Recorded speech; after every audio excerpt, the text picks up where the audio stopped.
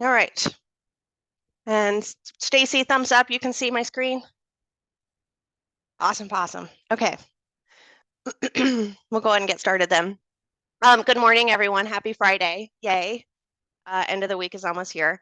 So we're going to run through this presentation quick before we dig into the workday. And this is all things year-end data reporting to keep in mind as you're going through your end of your checklists, all the different collections to kind of make sure are completed, all the different data points that we're collecting and paying attention to that are pertinent to year-end data.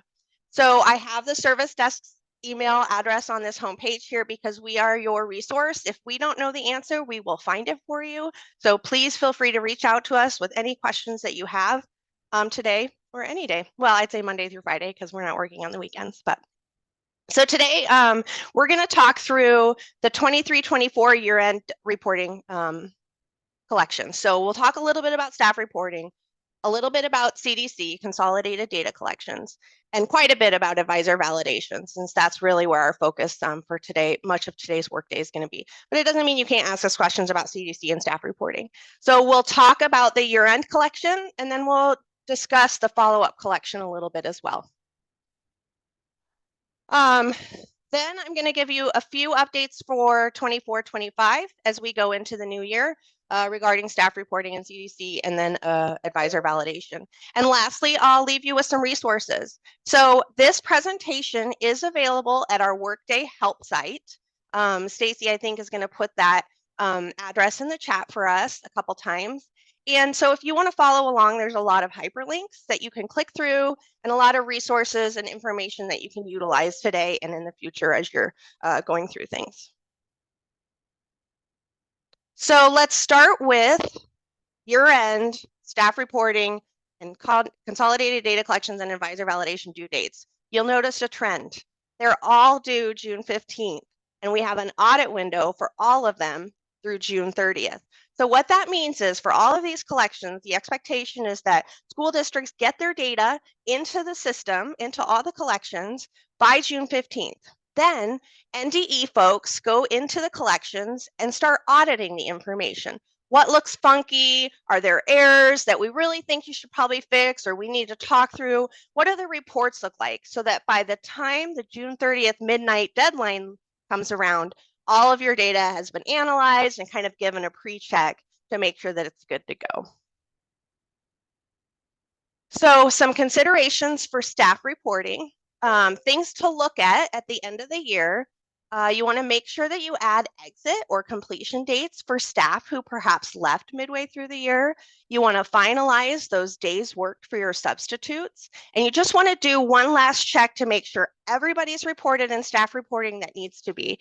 We've got the manual linked here, so that kind of explains and describes a lot of the data points collected. And then these are other collections that kind of help you with your staff reporting data. So there's the NDE staff ID collection where you can look up and create staff IDs if you need to. I use this link, this public cert lookup, a lot because it gives you information on certified staff, what kind of endorsement they have, when their certificate expires. And then if you are a superintendent at the school district, you have access to the Teach Business Partner Portal, just kind of the back end of Teach. So it allows you to look at your whole team from a certificate perspective. And so if you as a superintendent don't have access to that, definitely let us know. We can reach out to this certification team. Not everybody at the school district will have access to that. It's up to the superintendent to then share that access with their team if they think that's helpful for your role. So once you've entered all the data into staff reporting, there's a second collection, and this part is easy to kind of forget, where you want to actually go and look at reports for your data. So it's called NSSRS validation, and there's two sections of this collection that you want to look at. You want to review any errors that you may have and analyze those to see if they need to be fixed. And then you want to review those verification reports. And I think the biggest, most helpful one is the current personnel report, because that lists every staff person that you reported in staff reporting. And so that's a kind of nice check at the end to just be like, okay, make sure I've got all of my people listed in there that need to be listed. There's some other reports here that are specific to different things that you may need, Title I paraprofessionals, teachers assigned out of endorsed area level. So these are important reports as well. They're very specific to a certain thing and data point. So it's important to review those too. Okay. So changing topic, now we're going to talk about consolidated data collection. So the CDC. This link here will give you a calendar and then the instructions for all of these collections. We have some collections that are open all year long, and we've been seeing a lot of this information. One thing that's helpful for any of you that may need to submit data late for a previous school year, this request to submit data late or make data changes, we see people using that a lot, or the graduation cohort resolution request. Let's say you have a student who graduated last year and you didn't capture that in your data for last year. This can be a good tool for you as well. But the CDC collections that opened May 1st that are due June 15th, this is the list here. And so I just want to reiterate that those need to also be completed. Kind of some things to note: the days in session instructional program hours. For public districts, you only have to do the instructional program hours portion. Several years ago, we moved the days in session over to Advisor. Another one that's really important is this ESU District System School Information Report, and that one tells us what schools you have, what the makeup of the grade levels are. So that can be really helpful, and that's for next year. You're telling us data for next year. And then there's a couple new CDC collections, and it's been a while since we've had some new ones. We've got information related to learning disabilities, including dyslexia. That was a new one that opened recently. And then actually we have another one opening July 1, which is kind of at the end of our year-end reporting, but I want to throw it in here because we've actually already had a couple questions about it. And it's the enrollment option rejection report. So this is for the finance team for districts to track and report their denied option applications. And there's a link in here to more information about that. Okay, so let's dig into year-end advisor validation, things we should do. So here are your resources. This page here is dedicated to all things advisor. There's multiple sections within it. There's a calendar. You'll notice the advisor data elements. That's something the service desk uses a lot because to us, it's kind of our dictionary. It's our dictionary of advisor. It gives us a description for every element that's collected in advisor and helps us provide guidance to you. So it can be a good resource for you as well. And then if you have some like unique student reporting situations, the who reports what and the systems involve student reporting guidance, those two things can be really helpful as well if you're trying to figure out, now what are my responsibilities related to reporting this student? We've been adding this help site here. We've been adding some advisor validation error like descriptions to it. So it'll give you step-by-step guidance on how to fix some of our advisor validation errors. Our goal is to have all of them in there, but as you know, there's quite a few. So it's taking us some time to get those in there, but that can be a really helpful resource, especially to like new data stewards who may not have worked through all of the errors before. Another thing, if you're accessing advisor validation and you or someone on your team is struggling to see all the data, it may be related to your activation codes in the portal itself. So to see every single data point in advisor validation, you need to have 4 activation codes. There's the district, which is the basic level, and then you can add on access related to special education, free and reduced lunch, and discipline. So if you're having trouble seeing a report or clicking through errors, sometimes it's related to this access. So as we go into the year-end data collection, these are the data points that we're really focusing on at the NDE. Demographics, enrollment, including your graduates, your completers, the attendance data, your discipline data, course information, especially that instructional time planned, grades, and then all the programs that you've reported throughout the year. And then there's a few little ancillary things kind of related to multi-year data, and that's the Perkins post-school survey and the special education post-school outcomes. The reason we focus on this data for year end, what's it used for? State aid, our NEP, which really comes into play.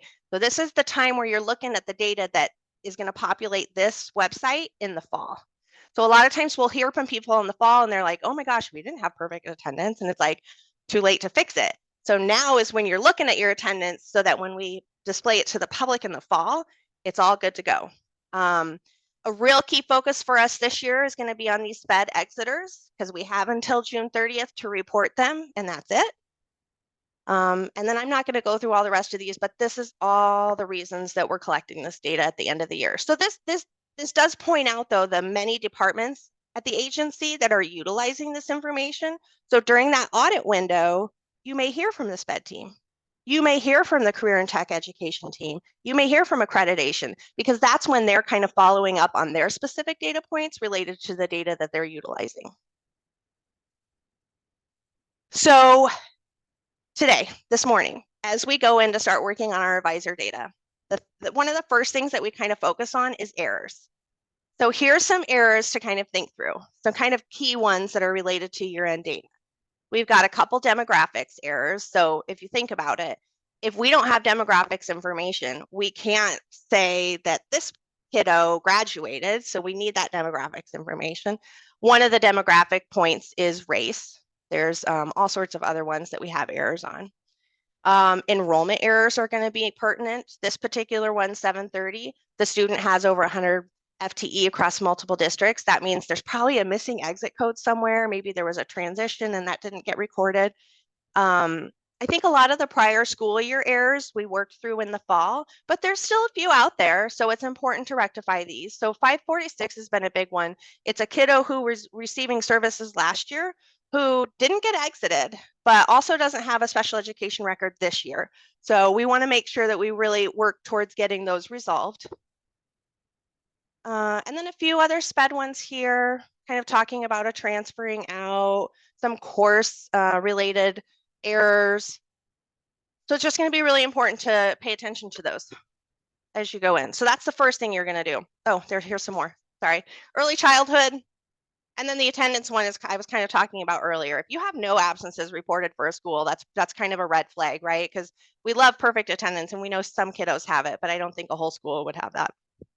So I won't dig into that reminder. That's just talks about that data access in the portal if you can't click through the errors. So as you're researching your errors and you're like, I don't know about the student, what's the data and advisor that's making this error occur? The lookups are a really helpful tool for helping you research your errors or your warnings or your questions. This is one of the first things the service desk does. We look at the enrollment lookup by ID or we look up at the student lookup by ID because it can be so helpful for us because it shows us what the district has reported in advisor. The enrollment lookup ID shows one student's enrollment history at every school. So it's really great for, like, even a Rule 18 could go in there and see, okay, what's the last district or what's the resident district who's reported this kid, and then they can contact you.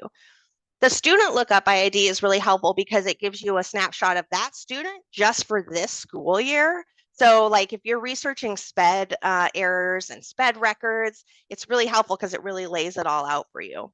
And then some of the other ones that exist here are lookups by demographics. So if you just wanted to pull the kiddos marked with 504 records, you could, or there's a special education lookup too. Now, for your program data, there's some specific lookups in here as well. If you wanted to pull all your kiddos marked with homeless records, you could do that. So these are just really helpful tools as you're researching your data. Once you have your errors either resolved or noted why you have them, because keep in mind, some errors will stay, or warnings or information, because that's the story. That's what really happened. And even though the data looks a little wonky, that's what really happened. So you're going to leave the error. Once you're done with all that, you're going to go to your verification reports. Now here and at the article attachments at the Workday site is an Excel file, and it lists all of the reports that you're going to want to look at for year-end data. And what can be really helpful about this Excel file is you can share it with your team, right? Because there's a team of you, hopefully, helping get this data ready. So if there's a grouping of SPED reports, you can share that with your SPED director and have them look at those reports, make sure it matches what they think it should say. As you're looking through the reports, sometimes you're given an option for various reporting windows, and these are a descriptor of each of those windows. So I'd say if you have an end of year option, definitely pay attention to that one, because at midnight on June 30th, that's the data that we lock. So then there's two different versions of that report. The full year can be really helpful if you're trying to look at big picture the entire year for your district. Or I think as of today is really helpful, that reporting window, if you're trying to do a comparison of what's in your student information system. I know a lot of schools utilize the as of today to do kind of comparison reports. So some examples of some kind of key pertinent reports to review. We've got a special education one here. It's the special education active student information. So it's a list of all your kiddos receiving special education services by school. Membership and attendance, that student attendance summary. Again, you hear the focus on attendance data. Instructional unit subject area totals in courses. So the accreditation team is looking to make sure that you have enough instructional units for your district and your schools. So this is that tip I mentioned about having other staff help you and reviewing the reports and maybe even checking or signing off on those reports that they agree that the data in there is good to go by them. All right, once that's all done, really close to June 30th, this district admin approval doesn't happen until the very end of June. Your superintendent or whoever your portal district administrator is going to go in and approve the 23-24 year-end collection. So we won't open that until just a few days before the June 30th deadline. And you really shouldn't have your superintendent going in there to try to approve until all your errors are reviewed or resolved and all your verification reports are reviewed. If your superintendent's new or they want some step-by-step guidance, there's a link here to a page that has that information for them. So kind of some final reminders as we talk about our year-end data. Reminder to exit those students from SPED. If they exited this year, who are they? Making sure you've got them. Getting both their enrollment and SPED exit data entered before June 15th. Keeping in mind, which are your kiddos that are going to be returning next year, your 18 to 21 year olds. You don't want to exit their SPED records because you want to keep serving them next year. You don't want to give them a graduated or completed record because they're going to continue on in education next year. Run those reports for your full year attendance data. That way, when the audit comes in the fall or when NEP opens to the public, that information is good to go because we can't edit it in fall. It's closed. And then another one that can be helpful too is to review your exempt student list. We just imported that data into Advisor this year versus before it was a standalone separate collection. So just make sure that you get those kiddos reviewed every year. And then these are the couple things that you do that are related to different data years. So your Perkins post-school survey data, this is actually 22-23 information. So your graduates from last year, it's information related to them. So these are the reports that you're going to want to review to make sure that that data is correct. And then for your SPED post-school outcomes, this is for your kiddos that exited SPED. We've actually already utilized the 22-23 SPED exiters data. That survey is in process now, but you're going to want to review your 23-24 data to know who's going to be surveyed next spring. So it's going to be, again, key point here, focus on your SPED exiters. All right, so let's dig into, and let's change our focus here to the follow-up collection. In the past, we had a lot more data points collected during this collection, and this year we're narrowing that scope. So this list over here on the left is what we collected last year in the follow-up collection. So the follow-up collection is meant to be edits to your 23-24 data after year-end has closed. So this follow-up collection really doesn't start until July 1st.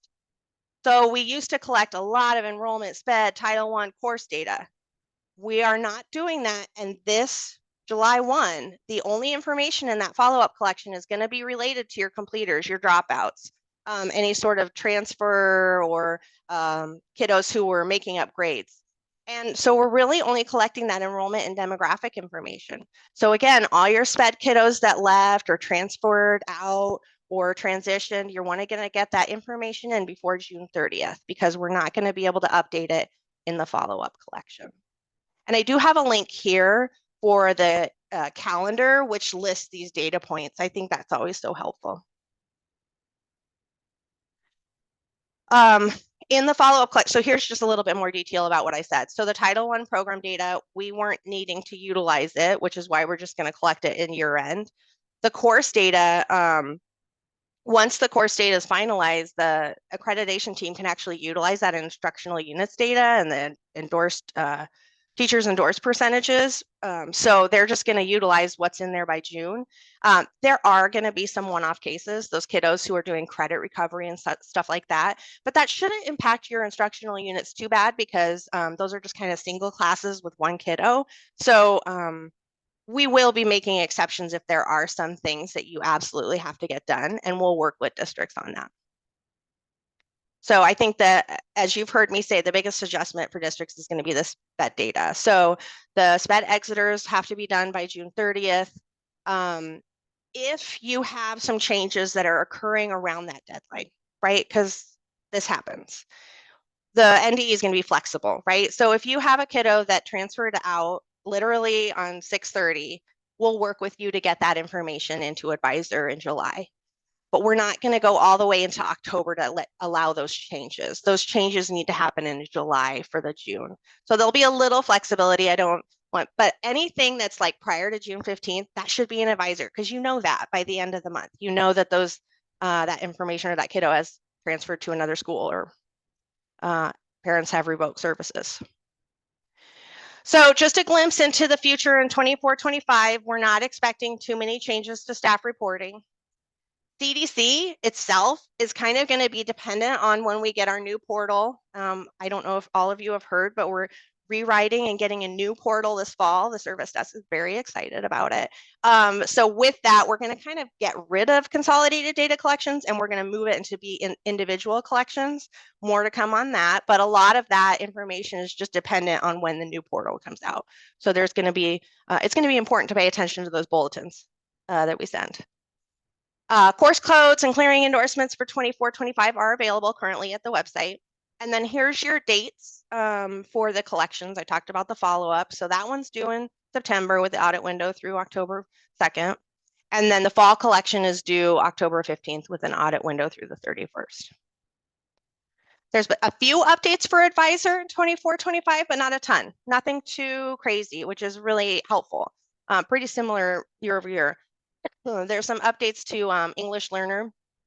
Let me, I'm going to minimize this here. So there's a new field added to the English Learner program. So dismissed via IEP review. And then with that, there's kind of some alternate assessment fields that are already collected with SPED that relate to testing, ELPA testing. There is, right now you report a Rule 18 program record, but you don't tell us which Rule 18. So starting next year, we have codes for each of the Rule 18 facilities, and you'll actually report which one they're at. So if you have a student who's actually placed at one and then placed at another one, you'll be able to tell us the different placements in schools. And then this one has been a hot talking point because this is definitely a bigger change for the districts, but it's that reporting of the FAFSA, this requirement that each kiddo has filled in one or a graduating kid. I think what's important to know about this is that this data isn't collected until June of next year. So we have all year to kind of work through the nuances, the details of that. I know the student information system, the vendors, they've been really working on and getting all the information lined up and squared away for the school districts. So just note that this is coming, but there's going to be more information on this. And then last but not least, your resources. So you've got the service desk. Kim's not here today, but you have Stacy and I. The bulletin I mentioned, definitely get subscribed if you weren't already. The data conference, we actually had a plenary session where I presented a lot of this information. Max talked a lot about follow-up collection. That's an interesting, but we got feedback that this PTAC FERPA presentation was really, really helpful as well. So definitely go over to the data conference link here and review some of those if you weren't able to make it. There's some good data in there. And that's it. So I'm going to go ahead and stop sharing here. I think we have probably some questions that have come up. Naomi, there's 2 questions so far. Okay. Terry from OPS, she wants to know how are special ed exiters who attend summer school supposed to be reported if everything has to be done by June 30th and they have summer school until July 3rd? Okay. So, but this would be this is a good example. This kiddo is receiving special education services through the end of June. They're not leaving. They won't be exiting SPED, or they won't be transferring to a new school district until after 7/1. So you'll actually utilize your 24-25 advisor data to exit or transfer that kiddo out. And okay, Terry, they might graduate. Okay, so those are the one-offs, Terry. Those are the ones where NDE is going to have some flexibility with you, to where if we didn't capture it and the kiddo graduates or the kiddo's leaving and you find out on July 5th, that's that flexibility. So there shouldn't be too many of those, which is why we kind of understand that there's going to be one-offs there. I see Terry's comment, OPS has no one-offs. Yes, you do. Pretty much every district has unique reporting situations. I feel like we've been working through a lot of those recently. Was there another question then, Stacy? Yeah, Alyssa from North Bend, she has a staff reporting question. Our teachers who left at the end of the year or retired and dated 6/30. That is up to you. If you leave the completion date blank, the assumption is that those teachers worked through the rest of the year, fulfilled their contract, everything was fine. So unlike student data, you don't necessarily have to exit them. The assumption is if that completion date is blank, they worked the whole school year. So really the completion date comes in as if someone left midway through the year. You really want to utilize that. So if the teacher's retiring, you can leave it blank. Or if you want to put June 30th, you can totally put June 30th too. Either way works.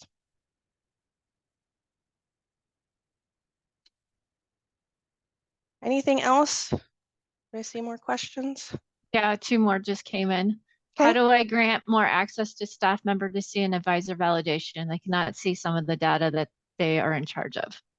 So typically the superintendent is your portal district administrator. And so your superintendent can provide those extra activation codes to the staff who might need that additional layer of access. So reach out to your superintendent. They should be able to provide that information.